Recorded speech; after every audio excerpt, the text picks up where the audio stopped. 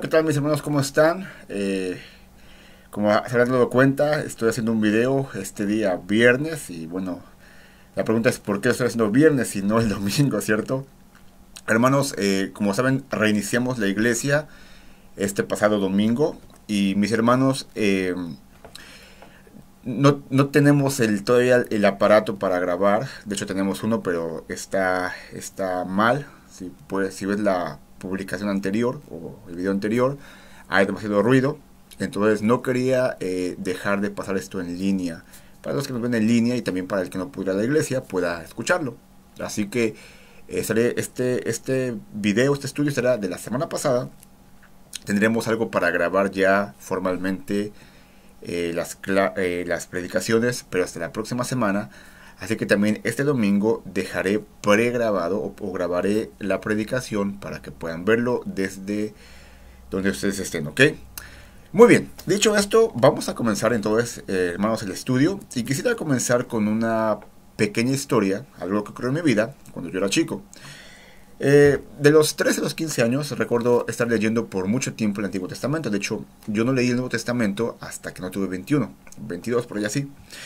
Me gustaba mucho leer desde Génesis y generalmente yo llegaba hasta los profetas Isaías, Jeremías, y lamentablemente hasta ahí me quedaba porque debido a mi corta edad y a mi inexperiencia y mi inmadurez, pues no entendía lo que los profetas pues estaban comunicando, ¿no?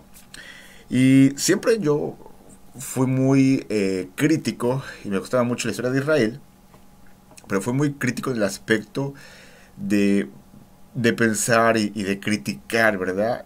Cómo es que Israel, aquel gran pueblo que Dios sacó de Egipto por mano de Moisés, eh, quienes tenían la presencia de Dios en sus vidas, con una columna de fuego en la noche, una columna de nube en el día. ¿Cómo era posible que las personas que vieron a Dios, pues no cara a cara, pero sí su presencia, cómo es posible que vez tras vez ellos pecaban y pecaban y Dios los restablecía y luego volvían a pecar?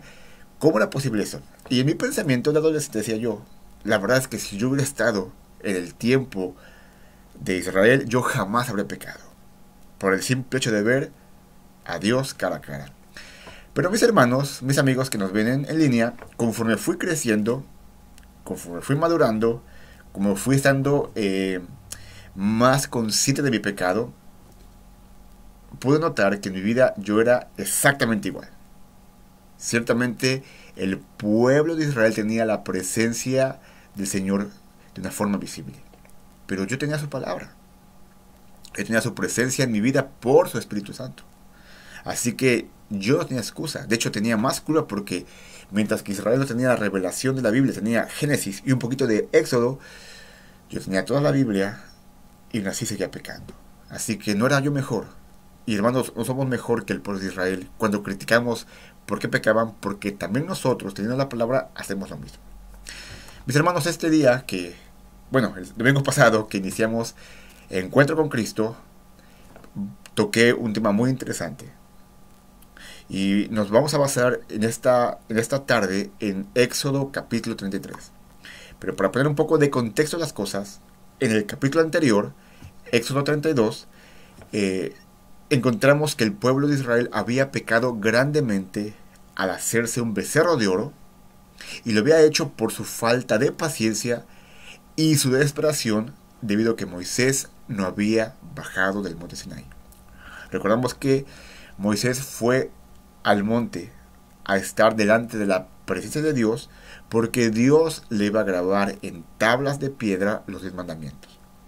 Pero Moisés tardó más tiempo del que el pueblo quería esperar.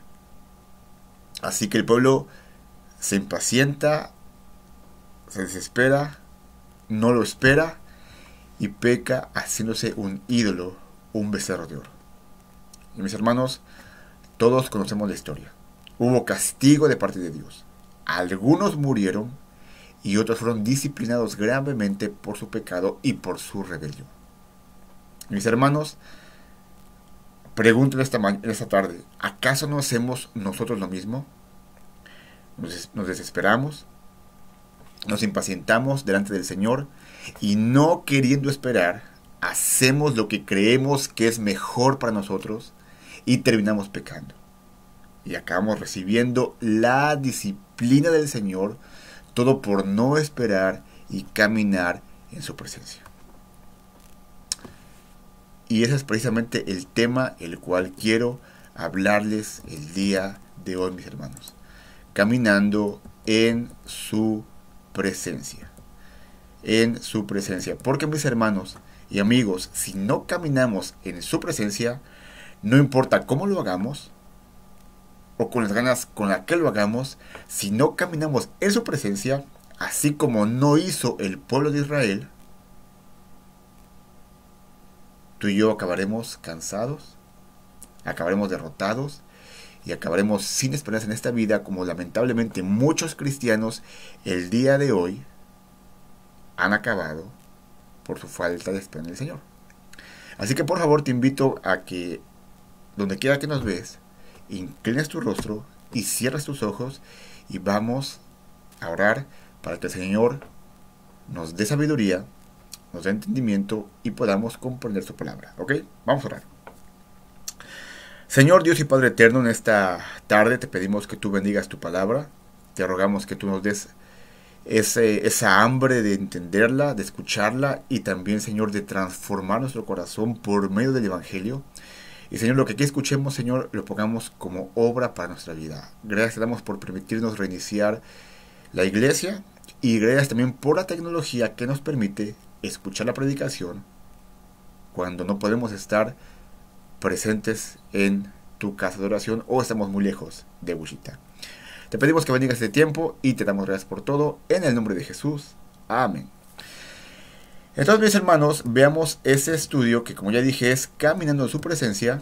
Y mis hermanos, vamos por favor a leer el versículo 1 al versículo número 3, ¿ok? Que dice así. Entonces el Señor dijo a Moisés, anda, sube de aquí, tú y el pueblo que has sacado de la tierra de Egipto, a la tierra de la cual juré a Abraham, a Isaac y a Jacob, diciendo, a tu descendencia la daré, y enviaré un ángel delante de ti, y echaré fuera al cananeo, al amorreo, al hitita, al fereceo, al heveo y al jebuseo. Sube a una tierra que emana leche y miel. Pues yo no subiré en medio de ti, oh Israel, no sea que te destruyan el camino, porque eres un pueblo de dura cerviz. Es muy significativo lo que está aquí ocurriendo. Dios está enojado con justa razón con el pueblo de Israel debido a su constante falta de fe. Así que Dios ordena a Moisés a seguir adelante con el pueblo para darles la tierra prometida. Pero Dios dice algo muy importante aquí. Dice que enviará a su ángel delante de Israel. Y mis hermanos, ese no es el mismo ángel de Jehová que ha estado con ellos día y noche. Ese no es el mismo ángel de Jehová que, como bien sabemos, se trata de Cristo antes de su encarnación. El ángel que Dios va a enviar es un ángel poderoso, pero no es la segunda persona de la Trinidad. Y Dios le revela a Moisés y al pueblo por qué no ver con ellos. Porque son un pueblo de dura cerviz. O dicho en el buen español, son bien cabezones. Son tercos, son rebeldes. Y mis hermanos, en esta triste historia, en esa triste declaración que hace Dios, donde podemos ver su carácter en contra del pecado, su enojo en contra del pueblo, debemos, escucha bien esto, debemos tener en cuenta que en esa declaración también se encuentra el amor y la compasión del Señor. Amor para enviar a un ángel que los guíe. No los dejó desamparados. Y compasión para no estar ahí presente con ellos y acabar destruyéndolos. ¿Me explico? Aún así, Dios fue amoroso, fue misericordioso y fue compasivo. Y mis hermanos, nosotros en este lado de la cruz Dios nos ha dado en Cristo vida eterna, su presencia, paz y gozo en el Señor, paz con nuestro prójimo, una relación íntima con Cristo, el poder de su palabra, provisión para nuestra vida, solución a nuestros problemas y un sinfín de bendiciones las cuales tenemos en Cristo. Pero cuando esas bendiciones que son del Señor y que han sido hechas para ti y que serán dadas en el tiempo del Señor, no en nuestro tiempo, en el tiempo del Señor, pero decidimos esperar y pecamos voluntariamente al hacer nuestra voluntad, vamos a apagar el Espíritu Santo que está en nosotros y perderemos aquellas bendiciones que el Señor tenía preparadas para nuestra vida. Y lo más triste es que por nuestra falta de caminar en su presencia, precisamente no disfrutaremos de la relación que tenemos en Cristo Jesús. Y viviremos una vida cristiana, pero en derrota. Cristiana, pero en derrota, como muchos cristianos lamentablemente, tristemente, viven hoy en día. En pleito con el cónyuge, no sabiendo qué hacer con su vida, tomando malas decisiones, sin rumbo y sin dirección. Pero mis hermanos, hay solución.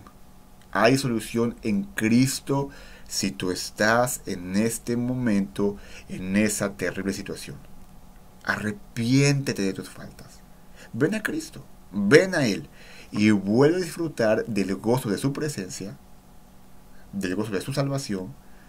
Depende de Él y solo en Él. Y por favor no seas como el pueblo de Israel, que por unos pepinos de Egipto quería regresarse y pecó voluntariamente. Sé como Cristo, imitando su vida, su persona, dependiendo de Él. Amén. Nos dice el versículo 4 al versículo número 6. Cuando el pueblo oyó esta mala noticia, hicieron duelo, y ninguno de ellos se puso sus atavíos, porque el Señor había dicho a Moisés: di a los hijos de Israel, sois un pueblo duro de cerviz. Si por un momento yo me presentara en medio de ti, te destruiría. Ahora pues, quítate los atavíos, para que yo sepa qué he de hacer contigo. Y a partir del monte Horeb, los hijos de Israel se despojaron de sus atavíos.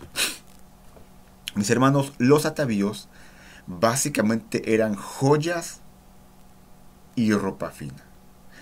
Y Dios le da la orden a Moisés que le diga al pueblo que no se vistan de manera ostentosa.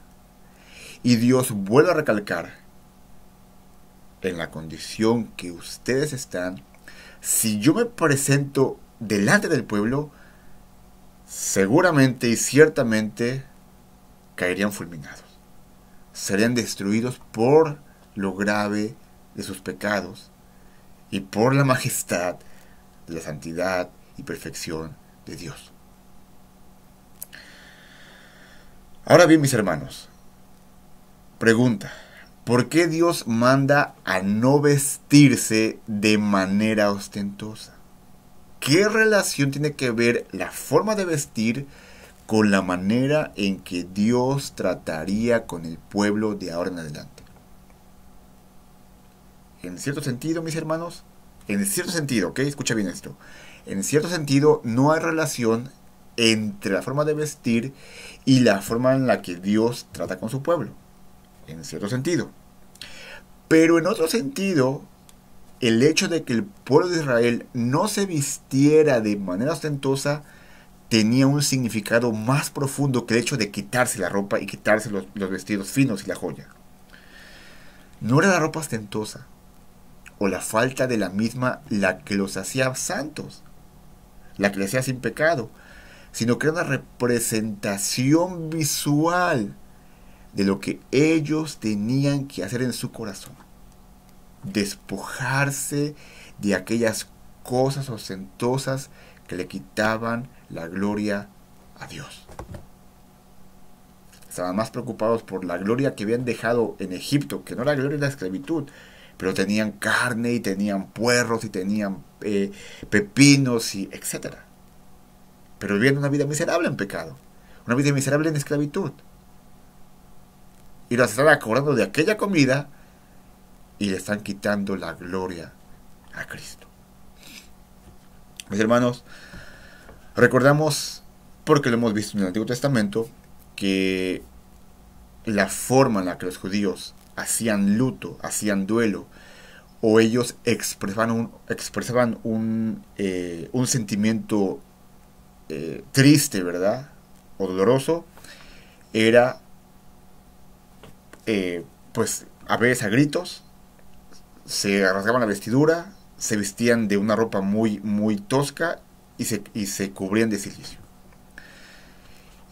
Y eso lo hacían como una manifestación visible de un corazón dolido ante la mala noticia o la pérdida de alguien amado. Hermanos, es lo mismo con nosotros. La ropa que usamos no nos hace más o menos santos, pero sí que representa lo que está en tu corazón, en mi corazón. Mira, el hombre, la mujer, el joven, la señorita que anda con ropa muy provocativa, muy sexy, muy escasa, revela lo que hay en su corazón. Pasiones desordenadas, malos deseos, fornicación. Y hermanos, aquí en el encuentro con Cristo tenemos la libertad de vestir como queramos vestidos. Siempre y cuando sea bien bañados, hermanos, por favor, amigos, bien bañados. Y con modestia, ¿ok? Con modestia. Al fin y al cabo, de nada me sirve que tú vengas con una falda larga, en el caso de las señoritas, de las mujeres, y de saco y corbata, en el caso de los hombres, si por el resto de la semana vistes peor que la gente sin Cristo. Te comportas peor que la gente sin Cristo. A prueba si vienes el domingo, con ropa muy elegante y muy ostentosa. Hermanos, lo que les estoy tratando de decir con esto es que de nada sirve si vistes con ropa muy recatada, pero tu corazón no es recto delante de Dios. Pero de la misma manera, la forma en la que te vistes revela lo que hay en tu corazón. Y seamos honestos. Dios nos dice a través del profeta Jeremías que nuestro corazón es engañoso, es perverso. ¿Quién lo entenderá? Por otro lado, el cristiano que camina en la presencia del Señor reflejará ese caminar no solamente en su forma de vestir modesta, digna, sino en su forma de hablar, en su forma de comportarse con sus amigos, con su familia, en el trabajo, y será notorio su relación que esa persona tiene con el Señor. Así que, mis hermanos, eso es lo que Dios estaba tratando de enseñarles a Israel cuando les dijo que no se vistieran de lujo y joyas, que al estar despojados de ellas vieran su corazón y se despojaran de aquello que no les permitía un correcto caminar con Él. Y mis hermanos, si queremos que esta iglesia, Encuentro con Cristo, glorifique el nombre del Señor y que nuestras familias crezcan en santidad, tenemos que despojarnos de aquello que impide nuestro caminar en su presencia. Tal vez sea ira, quizás enojo, posiblemente malicia, tal vez amargura por algo que te pasó hace mucho tiempo, alguna pasión desordenada, malos deseos o inclusive avaricia, la cual dice la Biblia que es idolatría. Tenemos que despojarnos de todo eso y entonces podremos disfrutar de nuestra relación con Cristo y nuestras familias y la gente que nos rodea y la gente de la iglesia y la gente del trabajo serán afectados de una manera positiva. Amén. Versículo 7. Y acostumbraba Moisés tomar la tienda y la levantaba fuera del campamento a buena distancia de él y la llamó la tienda de reunión. Y sucedía que todo el que buscaba al Señor salía a la tienda de reunión que estaba fuera del campamento.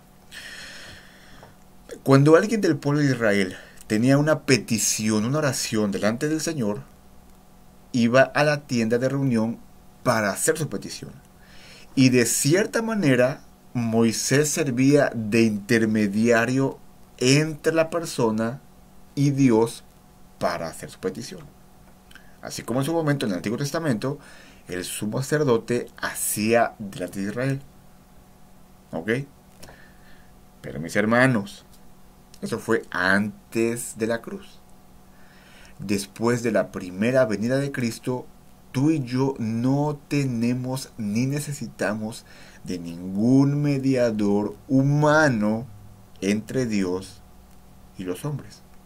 Porque Cristo es ese perfecto mediador, que por su muerte en la cruz y por su resurrección está a la diestra de Dios el Padre e intercede por nosotros delante de Él. Y el apóstol Pablo nos dice, nos da esa verdad en 1 Timoteo capítulo 2 versículo número 5.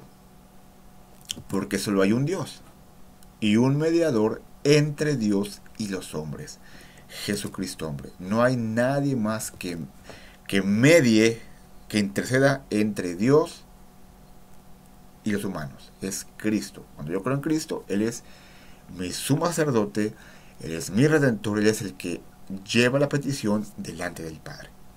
Y también el autor de la carta de los Hebreos, capítulo 4, versículo 16, nos dice lo siguiente. Por tanto, acerquémonos con confianza al trono de la gracia, para que recibamos misericordia y hallemos gracia para la ayuda oportuna. Hermanos, en cierto sentido, no necesitamos de ir a algún lugar específico para hacer nuestra petición o pedirle a alguien que interceda por nosotros. Si nos hemos arrepentido de nuestros pecados y hemos creído en Cristo como nuestro único y suficiente Salvador, estamos entonces caminando en su presencia. Y con confianza y con seguridad, esto es en la calle, en la iglesia, en el patio de tu casa, en el baño, en tu recámara, en el basement, donde sea, con total confianza y seguridad, puedes y podemos llevar nuestras peticiones a Dios en oración, en el nombre de Jesús, teniendo la confianza de que Él nos escucha. ¿Ok? Versículo 8. Y sucedía que cuando Moisés salía de la tienda, todo el pueblo se levantaba y permanecía de pie, cada uno a la entrada de su tienda. Y seguía con la vista a Moisés hasta que él entraba en la tienda. Y cuando Moisés entraba en la tienda, la columna de nube descendía y permanecía a la entrada de la tienda.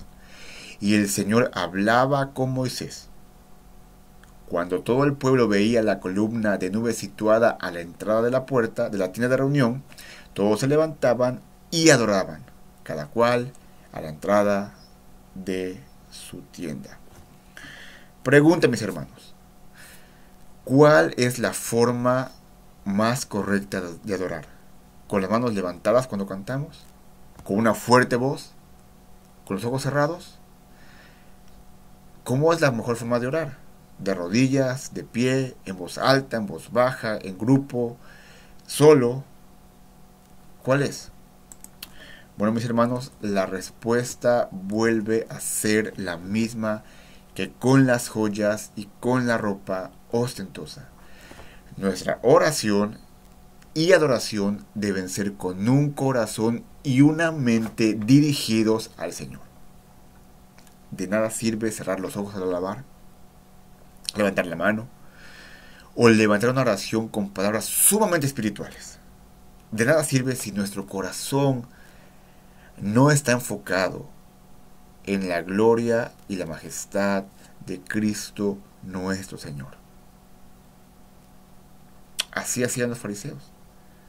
Largas oraciones en las plazas, vestidos de ropas largas, hablando con mucha propiedad, e iban camino al infierno, porque sabían toda la liturgia, pero no tenían un encuentro con Cristo.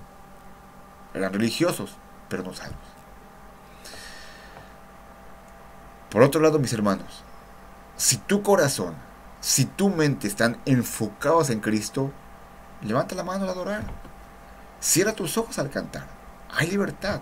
Ponte de rodillas al orar.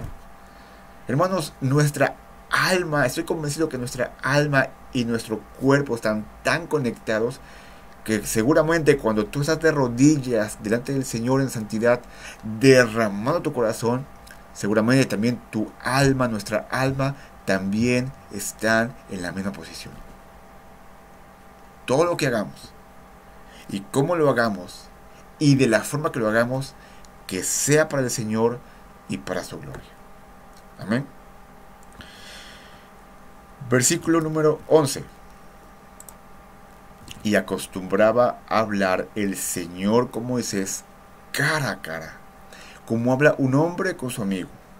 Cuando Moisés regresaba al campamento, su joven ayudante Josué, hijo de Nun, no se apartaba de la tienda. Hermanos, ciertamente Moisés fue un hombre piadoso que tuvo la dicha, la bendición de hablar con el Señor de forma personal y directa, cosa de la cual pocas personas en el Antiguo Testamento tuvieron oportunidad de disfrutar.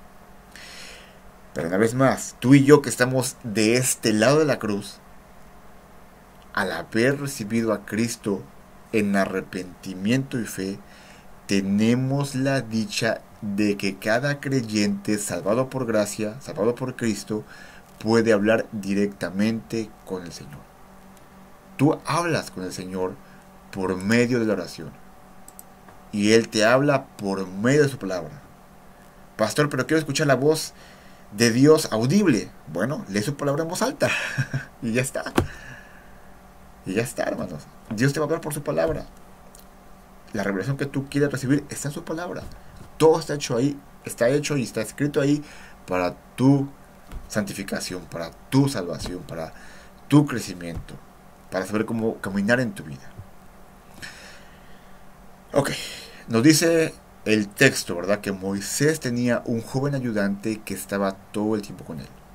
El muchacho era Josué, el cual por más de 40 años fue desarrollado para ser un líder por Moisés.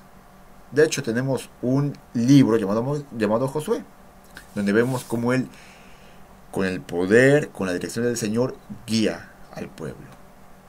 Cómo Josué llevó por los caminos de Dios a Israel después de la muerte de Moisés. Porque fue desarrollado como líder desde que era muchacho por Moisés y delante de Dios. Así igual, hermanos, en encuentro con Cristo. Yo estoy orando y mi objetivo es poder desarrollarles como creyentes para que algún día, cuando el Señor permita, algunos de ustedes puedan pastorear la iglesia, puedan aconsejar, puedan dar una clase sin que yo esté ahí. Y hermanos, eso es bíblico. Y es la manera como las iglesias se desarrollan, crecen, dan fruto y se multiplican. Amén.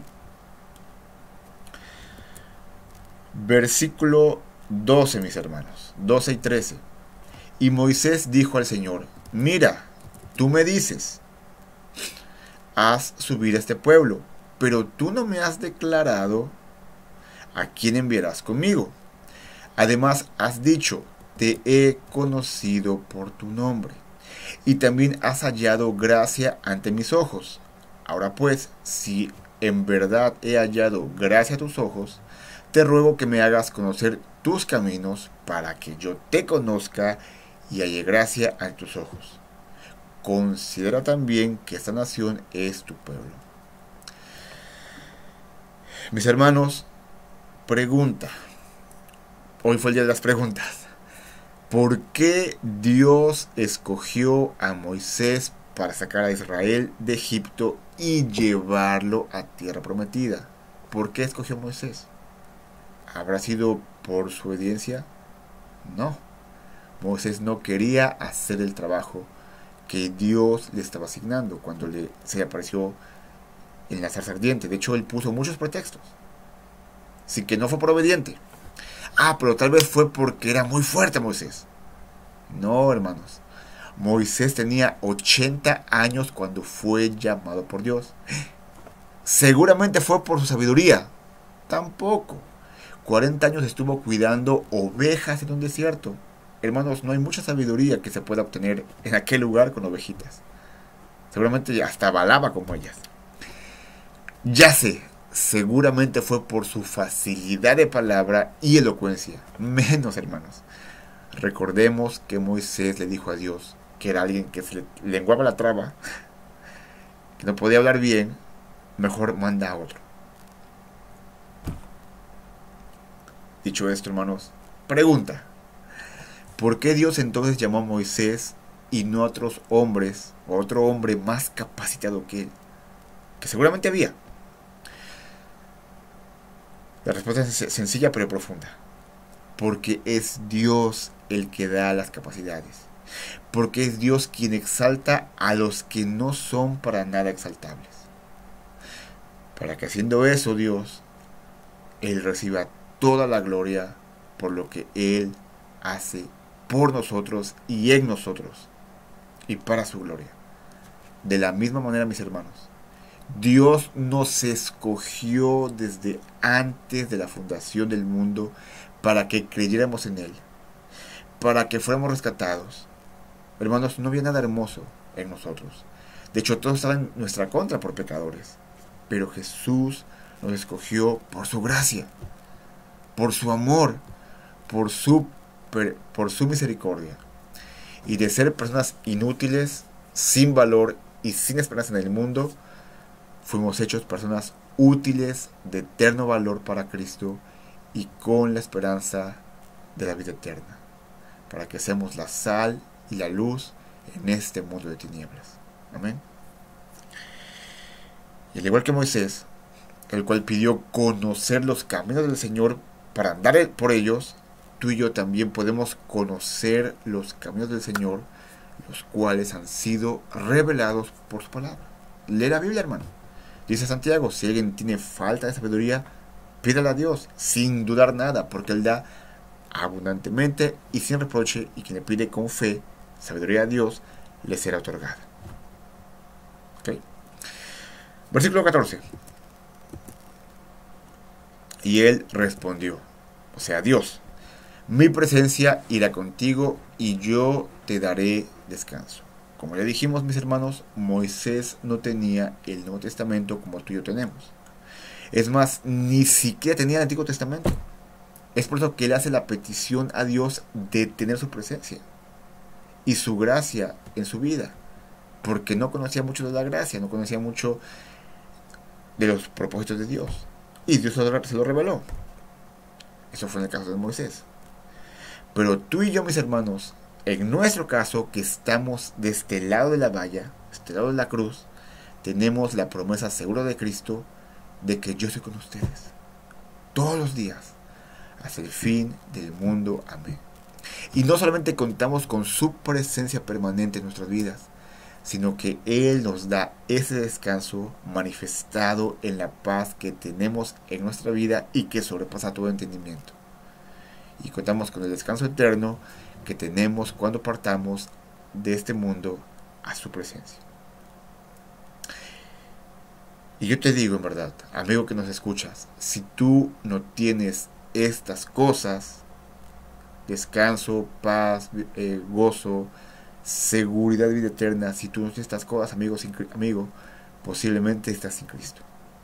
Pero yo te animo esta tarde: ven a Cristo, ven a Él arrepintiéndote de tus pecados y creyendo en Jesús. Y cuando tú lo hagas, tú recibirás ese regalo de transformación y de vida eterna en Cristo Jesús. Muy bien, entonces dicho esto, mis hermanos, pasemos por favor al punto final y principal de este estudio. Versículo número 15, ¿ok? Entonces le dijo Moisés: si tu presencia no va con nosotros, no nos hagas partir de aquí. En otras palabras, hermanos, mira Dios, si tú no vas a ir con nosotros, mira, mejor allá dejamos. No tiene caso que sigamos, vamos a fracasar. Mis hermanos, Cuando, ustedes saben la historia, pero no a profundidad, cuando mi esposa y yo no pudimos quedarnos en Wichita, tuvimos que ir a México, yo busqué de toda la forma habida y por haber por quedarme. No por el hecho de quererme quedar. Me gusta Wichita, de hecho es mi hogar, o lo considero como mi hogar, pero no me quería ir por el hecho de que mi esposa tenía 13 días, o iba a tener 13 días de aliviada, y mi hijo 13 días. Y el viaje para Reynosa, y luego para la frontera, perdón, para McAllen, y luego para la frontera, Reynosa, y luego para Veracruz, y luego para Yucatán, iba a ser muy difícil, complicado y riesgoso para ellos. Así que hermanos, hice lo que pude, todo lo que estuvo a mi alcance, pero vez tras vez, Dios nos estaba mostrando que en su voluntad Él quería que partiéramos de aquí. Me acuerdo un día que, para los que conocen mi casa, hay un sofá en la sala que luego me encanta, luego ahí me echo una siestita o me duermo luego porque es muy cómodo, pero también es un sillón de oración para mí. Llegué muy tarde de hacer varias cosas porque estábamos preparando para irnos.